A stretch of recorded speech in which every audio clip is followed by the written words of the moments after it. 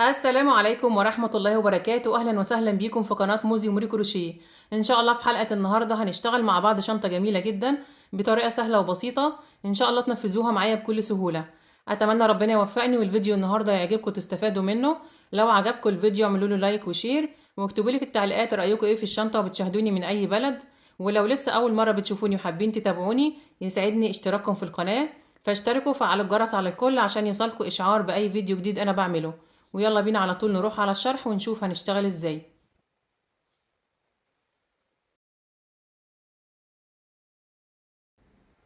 انا هشتغل بخيط مكرمية مصري متوسط السمك، سمك 3 ملي، وابرة رقم 5 مليمتر. تقدروا تشتغلوا باي نوع خيط يكون مناسب مع الابرة المناسبة ليه، وتشتغلوا بنفس الطريقة اللي انا هشتغل بيها معاكم النهاردة. هبدأ بسم الله. هبدأ باللون الاصفر. بسيب حوالي 10 سنتي من الخيط، وهعمل دايرة سحرية وهشتغل داخل الدايرة 12 عمود بلفة. بعمل الدايرة بالطريقة دي كده، وبدخل بالإبرة في الدايرة وبسحب الخيط، وهشتغل 3 سلاسل، 1 2 3، وبحسبهم أول عمود بلفة. بسلك طرف الخيط عشان أقدر أقفل الدايرة كويس جدا. وبعد كده هشتغل 11 عمود بلفة عشان أكملهم 12. العمود بلفة بشتغله ازاي؟ معايا لفة على الإبرة، باخد كمان لفة من الخيط، أصبح معايا لفتين. بدخل في الدايرة، ومعايا طرف الخيط بتاع البداية هشتغل عليه عشان أثبته، وبسحب الخيط. أصبح معايا 3 لفات على الإبرة. بسحب الخيط من أول لفتين، اتكون معايا لفتين، بسحب الخيط من اللفتين. دي طريقة العمود بلفة. هحط علامة في العمود اللي أنا اشتغلته بعد الارتفاع عشان هقفل السطر فيه. بعد كده هكملهم 12 عمود.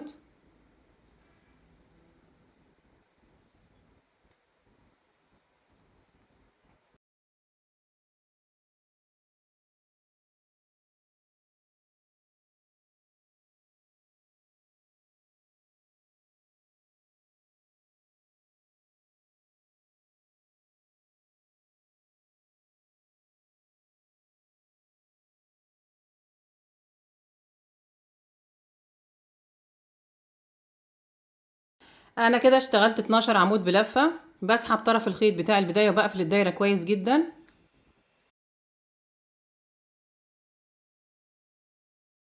وهقص الخيط، بسيب حوالي 10 سنتي من الخيط برضو في النهاية، وبسحبه من اخر عمود بلفة. بسحبه من منتصف حرف الفي من هنا كده، وهلضمه في ابرة التنظيف.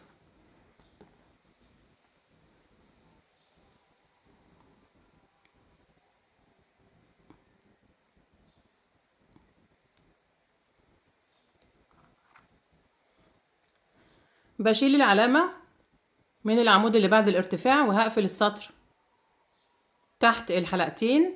بعدي بطرف الخيط، وبرجع تاني لاخر عمود بلفة اللي انا سحبت الخيط منه، وبدخل في منتصف حرف الفي تحت اللفة الخلفية مع اللفة اللي هي خلف غرزة العمود، اللفة الصغيرة دي كده، يعني من تحت لفتين. وبسحب الخيط كويس جدا كده. انا كونت حرف الفي للثلاث سلاسل بتوع الارتفاع اللي انا حسبتهم اول عمود بلفة. طبعا اطراف الخيط دي هنضفها كلها بإبرة التنظيف. بقفل الدايرة كويس جدا.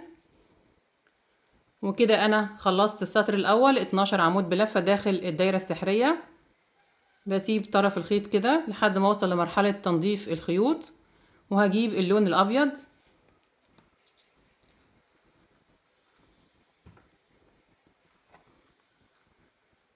بسيب الغرزة اللي انا قفلت فيها دي، وببدأ من الغرزة اللي بعدها. بسحب الخيط، وبسيب مسافة من الخيط الابيض تلف معايا على الدايرة كلها. نخلي بالنا من النقط دي عشان نعرف ننضف الخيط كويس والخيط يبقى ثابت معانا كويس جدا ما يفكش مع الاستعمال. بعد ما سحبت الخيط هرتفع 2 سلسلة، 1 2، وبشتغل في نفس الغرزة عمود بلفة. باخد لفة من الخيط، اصبح معايا لفتين، بدخل في نفس الغرزة ومعايا طرف الخيط الابيض بتاع البداية هشتغل عليه، وبسحب وبشتغل، بسحب من اول لفتين وبسحب من تاني لفتين. بعد كده بشتغل 2 سلسلة، وفي العمود اللي بعده بشتغل 2 عمود بلفة. كل عمود بسحب من اول لفتين بس، وبعد كده بسحب، وبعد كده بقفل العمودين مع بعض. اول عمود بسحب الخيط وبسحب من اول لفتين، اتكون معايا لفتين على الابرة، باخد خيط وبدخل في نفس الغرزة، بسحب من اول لفتين، اتكون معايا 3 لفات على الابرة، بسحب من ال3 لفات مرة واحدة، وهكرر بنفس الطريقة لحد ما اوصل لاخر السطر. برتفع 2 سلسلة،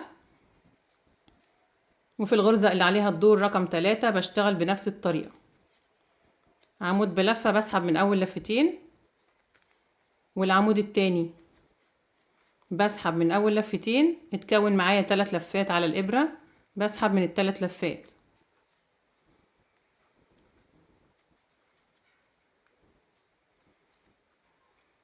بحط العلامة هنا كده في حرف الفي ده عشان هقفل فيها السطر، وبكمل.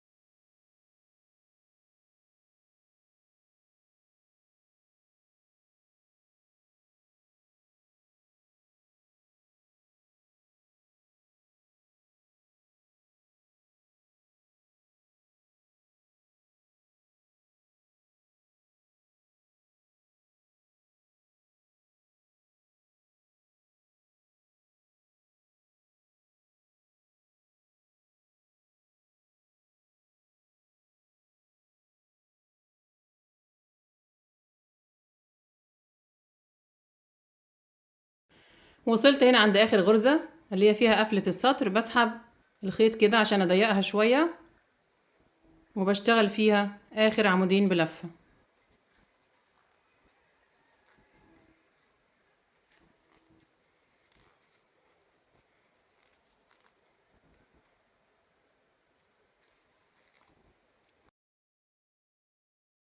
بعد كده بشتغل سلسلة واحدة وهقص الخيط، وبسيب حوالي 10 سنتي من الخيط، بسيب مسافة كويسة عشان اعرف اثبت الشغل بتاعي كويس.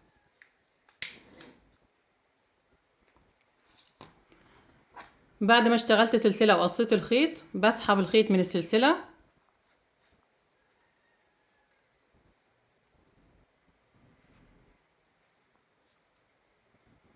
وبشيل العلامة، وبعدي من تحت الحلقتين،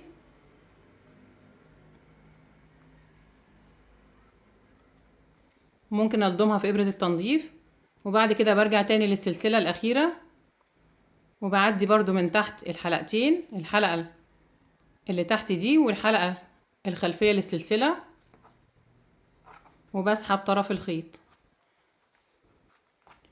كده. انا باللفة دي كده كونت السلسلة التانية، اصبح عندي 2 سلسلة زي الفراغات اللي قبل كده. بعد كده هجيب اللون التالت،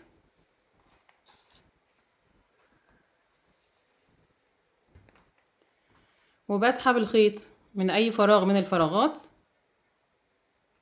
برضو بسيب مسافة كافية، هسحب من هنا وهرتفع 4 سلاسل. نخلي بالنا 1 2 3 4، ودي هتكون اول زاوية اللي انا هبدأ منها، لان هشتغل في الزوايا اعمدة بلفتين مش بلفة واحدة. ارتفاع العمود بلفتين 4 سلاسل. بعد كده هشتغل عمودين بلفتين جنب الارتفاع في نفس الفراغ. العمود بلفتين بشتغله ازاي؟ معايا لفة على الابرة، باخد كمان لفتين من الخيط، ادي واحدة وادي التانية، اصبح معايا 3 لفات.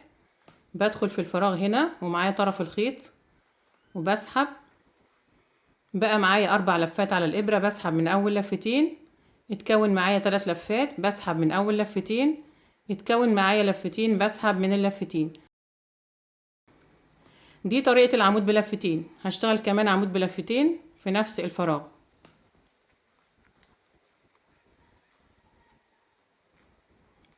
بحط علامة في العمود اللي بعد الارتفاع تحت الحلقتين هنا كده عشان هقفل السطر. بعد كده بشتغل في الفراغ ده 3 أعمدة بلفة واحدة، وفي الفراغ اللي بعده 3 أعمدة بلفة واحدة.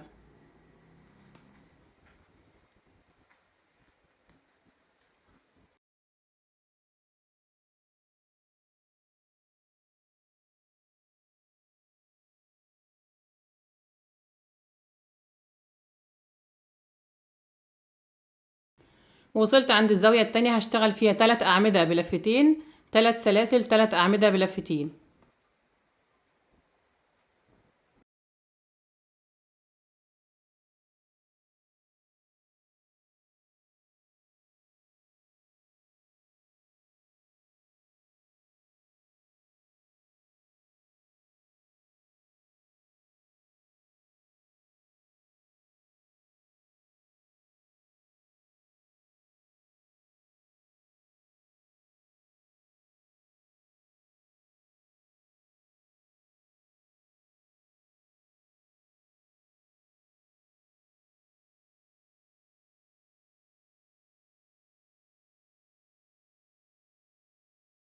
هيبقى الشكل كده.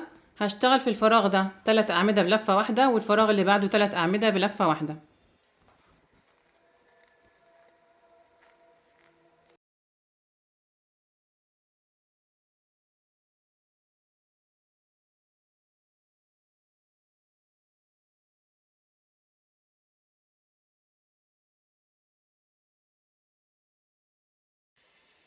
الزاوية التالتة هشتغل هنا 3 أعمدة بلفتين، 3 سلاسل، 3 أعمدة بلفتين.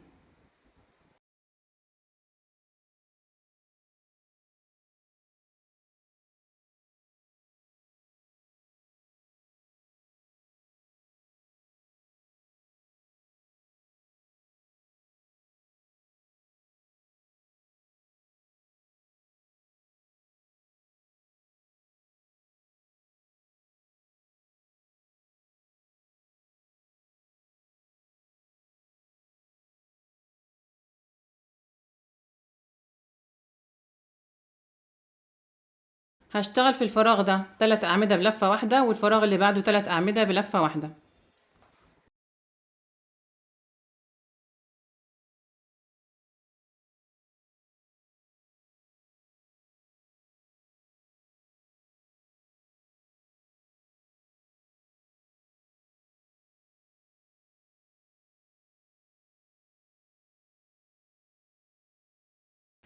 وصلت هنا عند الزاوية الرابعة هشتغل 3 أعمدة بلفتين، 3 سلاسل، 3 أعمدة بلفتين.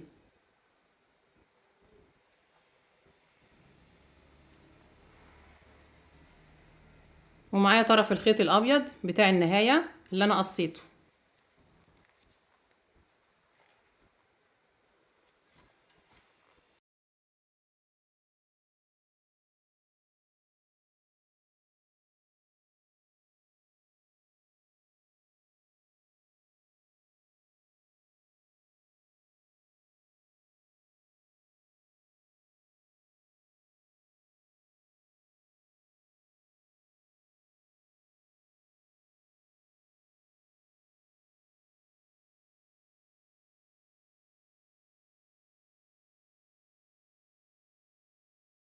في الفراغ ده هشتغل 3 أعمدة بلفة واحدة، والفراغ اللي بعده هشتغل 3 أعمدة بلفة واحدة.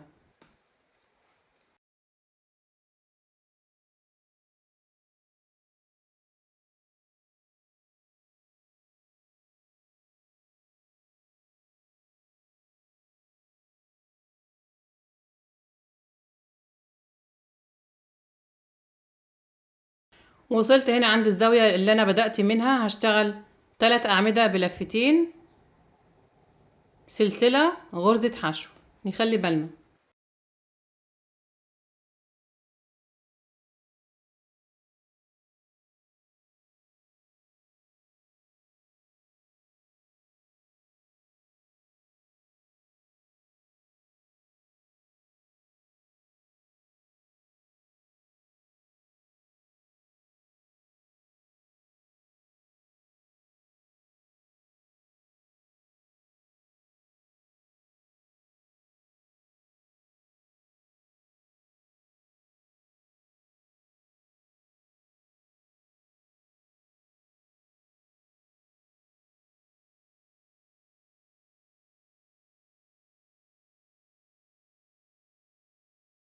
بعد ما اشتغلت 3 أعمدة بلفتين هشتغل سلسلة وهقفل السطر بغرزة حشو مكان العلامة.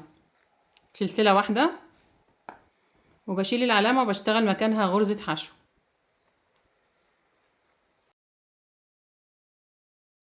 نخلي بالنا القفلة مختلفة شوية.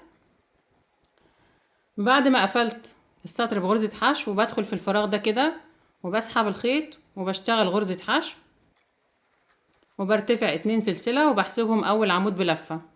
بعد كده هشتغل كل الأعمدة بلفة واحدة. هشتغل بعد الارتفاع 2 عمود بلفة واحدة.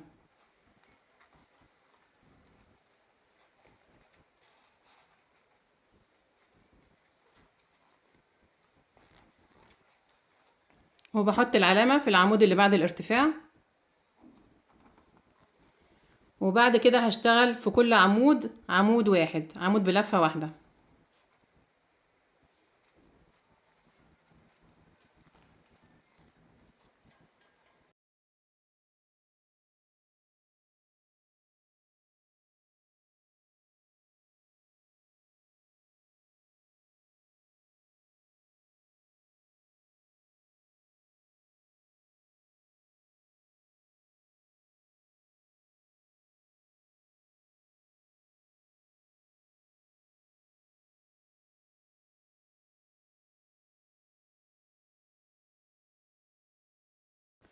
في الزاوية دي هشتغل 3 أعمدة بلفة واحدة، 3 سلاسل، 3 أعمدة بلفة واحدة.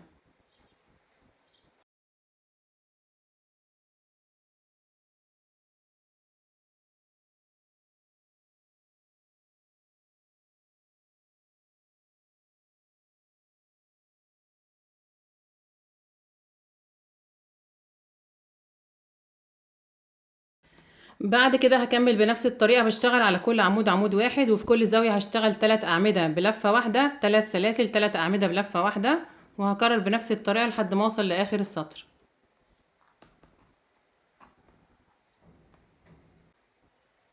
وصلت هنا عند الزاوية اللي أنا بدأت منها، هشتغل 3 أعمدة بلفة واحدة في نفس الزاوية أو في نفس الفراغ.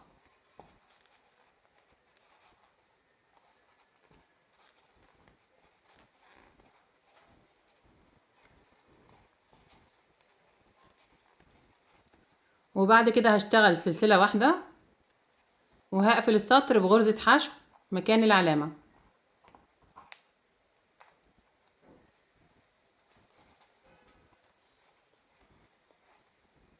وبدخل في الفراغ هنا وبسحب الخيط وبشتغل غرزة حشو وبرتفع 2 سلسلة وبشتغل عمودين بلفة جنب الارتفاع عشان اكملهم 3.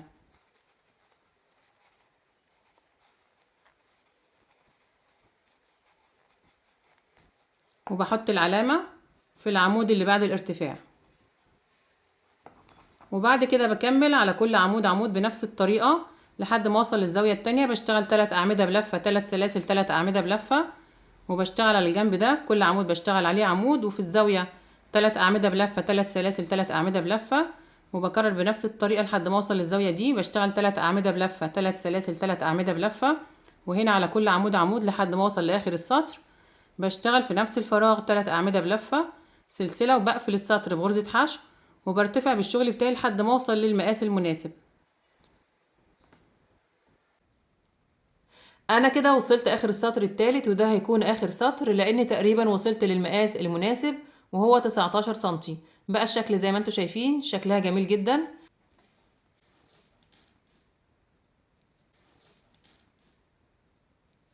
المقاس 19 سنتي بالظبط، طبعا مربع يعني الطول زي العرض، 19 في 19.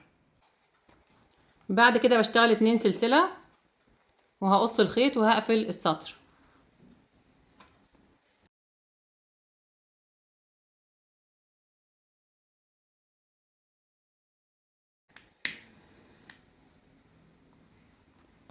بسحب الخيط من السلسلة الأخيرة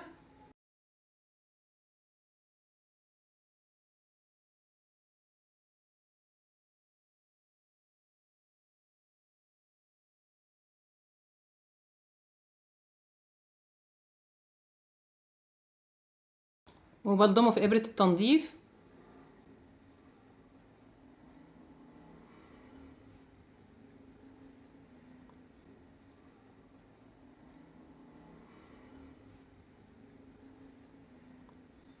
وبشيل العلامة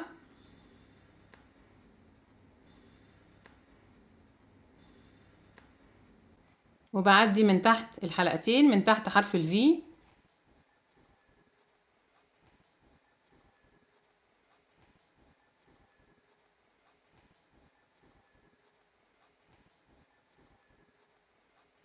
وبرجع تاني للسلسلة الأخيرة وبعدي من منتصف حرف الفي تحت اللفة الخلفية مع اللفة اللي هي تحت دي، وبسحب الخيط كده. أنا عملت باللفة دي سلسلة حلت محل السلسلة رقم 3. أصبح عندي 3 سلاسل نفس العدد اللي في الزوايا اللي قبل كده، 3 سلاسل. بعد كده هنضف الخيوط الزيادة كلها بإبرة التنظيف تحت الغرز.